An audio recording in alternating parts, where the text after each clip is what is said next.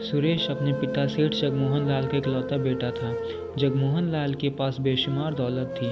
सुरेश पर आधुनिकता का रंग हावी था। वैसे भी जिस घर में अनाप शनाप दौलत हो, वहाँ तरह तरह के ऐब और गंदी आदतें भी अपना घर बसा ही लेती हैं।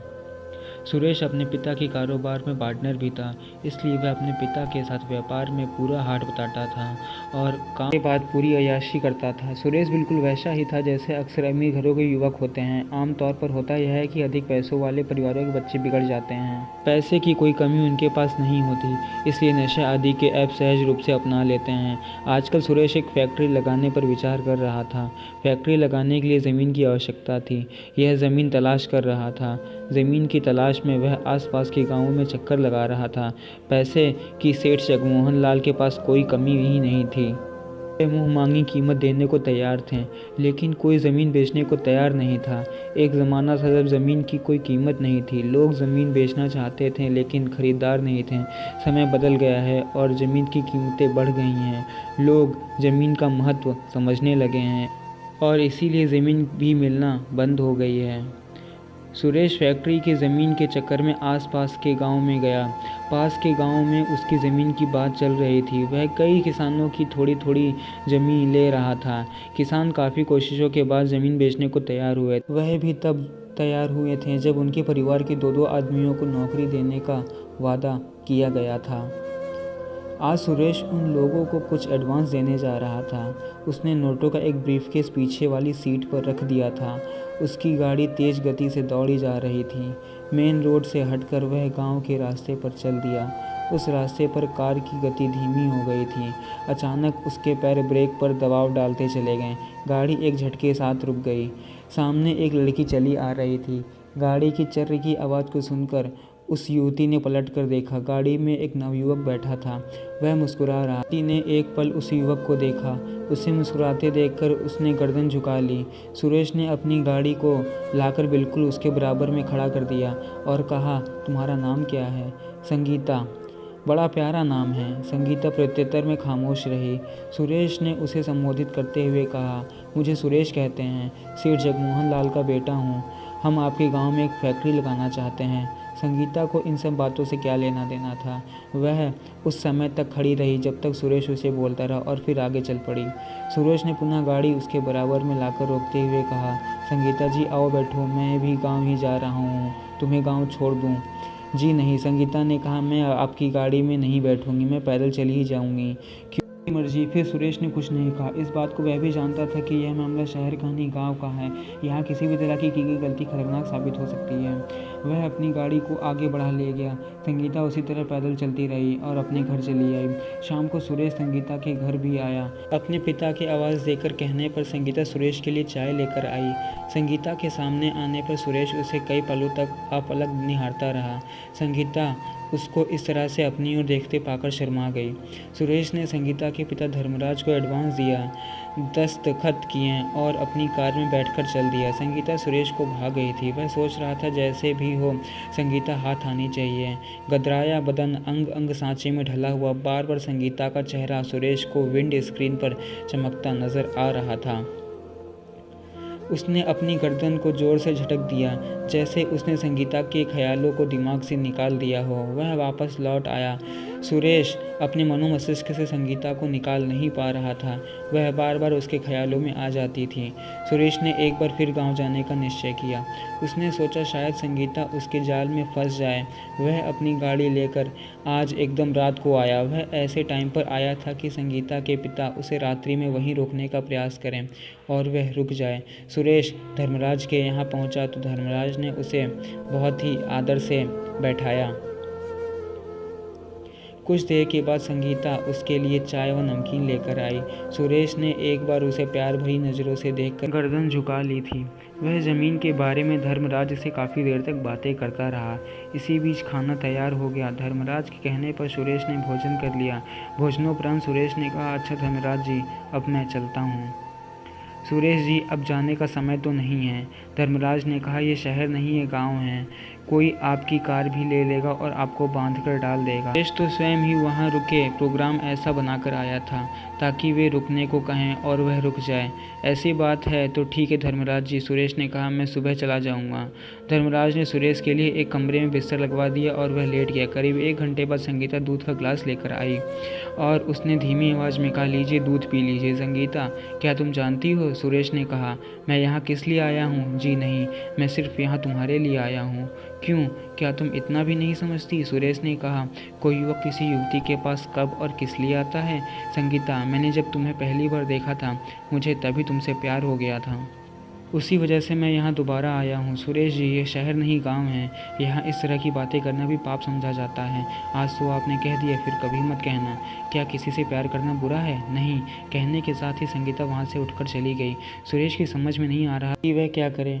उससे अपनी इच्छा पूरी होती नजर नहीं आ रही थी। संगीता ने उसमें जरा भी दिलचस्पी नहीं दिखाई। दूध पीकर वह लेट गया, इसके अलावा चारा भी क्या था। सुबह फिर संगीता उसके लिए चाय व नाश्ते का सामान लाई थी। उस समय धर्मराज वहाँ पर था। चाय का कप थामते हुए उसने कहा, रीमा मेरा यकीन करो। राजेश ने कहा, मैं सचमुच तुमसे प्यार करने लगा हूँ। सुरेश जी, संगीता ने कहा, आप अपने काम से काम रखिए, इन बेफिजूल की बातों की मेरे पास वक्त नहीं है। उसने मन ही मन निश्चय कर लिया था कि चाहे जैसे भी हो वह उसे पाएगा अवश्य। चाय पीकर वह चला गया। कार में आकर बैठा। संगीता कहीं जा रही थी। उसने कहा, मैं कल दोपहर में तुम्हारी नदी के पास इंतज़ार करूंगा। संगीता ने उसे जवाब नहीं दिया। वह अपने राह से चली गई। सुरेश गाड़ी स्टार्ट कर वहां से चला। संगीता सुरेश के बार बार इस तरह की बातें करने के कारण यह सोचने पर विवश हो गई थी कि क्या वह सचमुच उसे प्यार करता है और उसी के लिए यहाँ आता है। उसने अपने आप ही अपनी गर्दन को झटका दिया, जैसे अपने विचारों को अपने मन से निकाल फेंक देना चाहती हो। मगर दूसरे दिन जब दोपहर हुई तो संगीता के कदम स्वयं ही नदी की ओर उठ गए। वह यह देखना चाहती थी कि क्या सचमुच सुरेश वहां आया है, क्या वह सचमुच उसे प्यार करता है। संगीता ने देखा कि नदी किनारे सुरेश की कार खड़ी थी। सुरेश ने अपनी जेब से एक अंगूठी निकाली और संगीता की उंगली में लगभग जबरदस्ती करते हुए पहना दी और कहा, यह हमारे प्यार की पहली निशानी है। वह कभी अंगूठी को देख रही थी तो कभी सुरेश को। उसकी समझ में नहीं आ रहा था कि वह क्या करे क्या ना करे। संगीता ने यह अंगूठी उतारकर सुरेश को देते हुए कहा, आप इसे वापस ले जाइए। कहने के साथ ही संगीता गांव की ओर चली गई। मैं कल भी इसी समय आऊँगा, सुरेश ने इस बार कुछ तेज स्वर में कहा था। संगीता कुछ नहीं बोली। दूसरे दिन भी सुरेश आया। संगीता भी उसके पास गई थी। गुजरते दिनों के साथ साथ वह दोनों रोज मिलने लगे थे। सुरेश का जादू संगीता पर चढ़ता जा रहा था। सुरेश जल्द से जल्द संगीता को पा लेना चाहता था। दिन गुजरते चले गए। सुरेश को संगीता का ना मिल पाना अखर रहा था। एक दिन जब संगीता सुरेश के पास आई तो सुरेश ने उसे अपनी कार में अपने पास बैठा लिया और शहर की ओर चल दिया। उसे शहर की ओर जाते देख संगीता ने पूछा, तुम कहाँ जा रहे हो? आज तुम्हें शहर दिखाऊंगा। सुरेश ने कहा, आराम से बैठो। सुरेश संगीता को लेकर अपने बंगले पर ही आ गया। पहले उसका इरादा संगीता को होटल ले जाने का था, बाद में उसने अपना इरादा बदल दिया। संगीता का दिल धक धक कर रहा था। उसकी समझ में नहीं आ रहा कि वह उसे यहाँ क्यों लाया है, वह यहाँ क्या करेगा, यह भी उसकी समझ में नहीं आ रहा था। सुरेश ने संगीता को अपनी बाहों में भर लिया और उसे अपने बिस्तर पर ले गया। सुरेश, मुझे यह सब पसंद नहीं है, संगीता ने कहा। ना मैं कोई गलत काम करूँगी। क्या तुम्हें मुझ पर विश्वास नहीं? सुरेश ने कहा। तुम चिंता क्यों कर रही हो? शादी से पहले मैं ये सब नहीं होने दूंगी, संगीता ने कहा। मुझे मेरे घर जाने दो। सुरेश ने कहा, तुम आओ तो सही, घबरा क्यों रही हो? संगीता के मना करते करते भी सुरेश उसे बिस्तर पर ले गया और उसकी इच्छा के बिना ही उसने अपनी मनमानी कर ली। बेचारी संगीता वह कुछ ना कर पाई और फिर उसके बाद जब भी सुरेश की इच्छा होती वह गांव आता और संगीता को ले जाता। अपनी इच्छा पूरी करने के बाद उसे घर छोड़ जाता। संगीता सुरेश से बार बार शादी के लिए कहती और सुरेश उसकी बात टाल जाता था। बीतते समय के साथ साथ संगीता को यह लगने लगा कि वह शायद माँ बनने वाली है। संगीता को जब यह पक्का यकीन हो गया कि वह सुरेश के बच्चे की माँ बनने वाली है तो उसने सुरेश से कहा, सुरेश, बोलो संगीता, अब हमें शादी में देर करना उचित नहीं है। संगीता ने कहा, मुझे ऐसा लग रहा है कि मैं तुम्हारे बच्चे की माँ बनने वाली हूँ। ये तुम क्या कह रही हो? क्या यह सच है? अच्छा, मैं जल्द ही तुम्हारे साथ शादी करने की तैयारी करूँगा, सुरेश ने कहा और वहाँ से चला गया।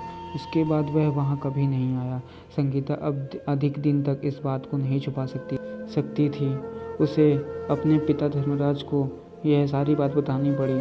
धर्मराज की समझ में नहीं आ रहा था कि वह क्या करे और क्या ना करे। जगमोहन लाल उस समय घर पर ही था। उसने धर्मराज की ओर देखते हुए कहा, आओ धर्मराज जी, कैसे आना हुआ? सेठ जी सुरेश जी हैं, वो तो फैक्ट्री गए हैं। जगमोहन लाल ने कहा, बैठो, क्या बात है? सेठ जी, सुरेश जी ने मेरी बेटी संगीता से प्यार किया है, इससे शादी करने का वादा किया है। अब यह उसके बच्चे की माँ बनने वाली है। धर्मराज एक ही सांस में कहता चला गया। ओह! सेठ जगमोहन गहरी सोच में डूब गए।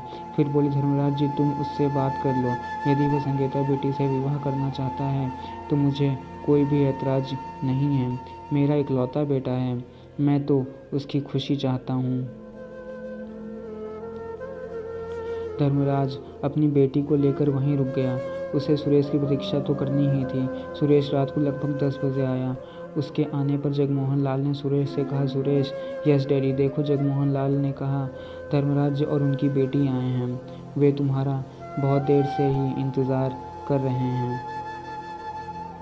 सुरेश पर इस बात का कोई फर्क नहीं पड़ा था। वह ड्राइंग रूम में आया। धर्मराज और संगीता वहाँ बैठे हुए थे। सुरेश ने उन दोनों की ओर देखा और कहा, कहिए धर्मराज जी, कैसे आना हुआ? पैसा तो मैं आपको दे आया था। सुरेश जी, संगीता कह रही थी कि धर्मराज ने कहा आप और यह प्यार करते थे, आपने इससे शादी करने का वादा भी किया था। ये आपके बच्चे का बोझ उठाए घूम रही है। अब आप यह बताएं, शादी कब कर रहे हैं?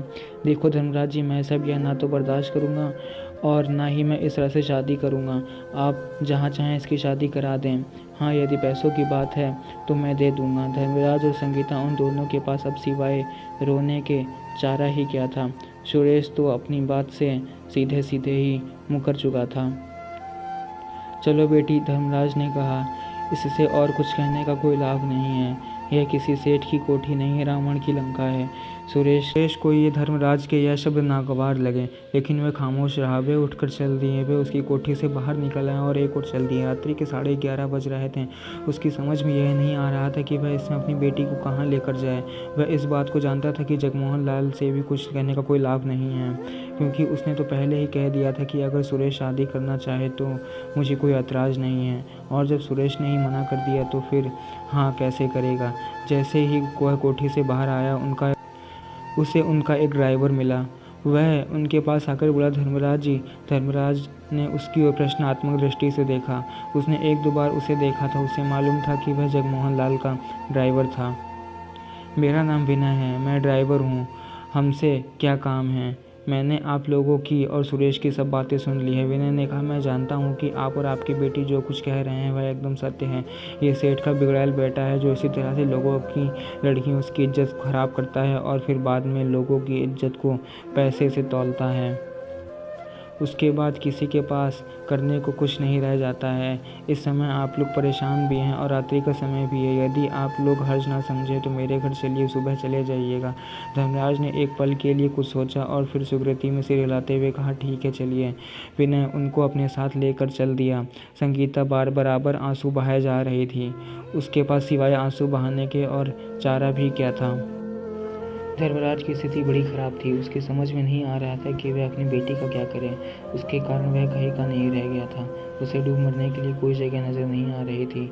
उस समय विनय का उन्हें मिलना डूबते को तिनके के सहारे के समान था। विनय धर्मराज और उसकी बेटी संगीता को अपने घर ले आया। उसका मकान बहुत बड़ा तो नहीं था, पर ठीक ठाक था। वह चाय बनाकर ले आया और उसने एक एक कप संगीता और उसके पिता को दे दिया और एक कप स्वयं ले लिया। वे तीनों चाय पीने लगे। चाय पीते हुए विनय ने धर्मराज को संबोधित करते हुए कहा, धर्मराज जी। हाँ विनय, इस समय आपकी क्या स्थिति है मैं अच्छी तरह से समझ सकता हूँ। जिस किसी के साथ इस प्रकार की घटना घट जाती है उसका जीना हराम हो जाता है। समाज में उसका कोई मान सम्मान नहीं रह जाता है। धर्मराज क्या जवाब देता। उसकी तो जैसे बोलती बंद हो गई थी। ऐसी दशा में कोई भी बेटी का बाप क्या कह सकता था।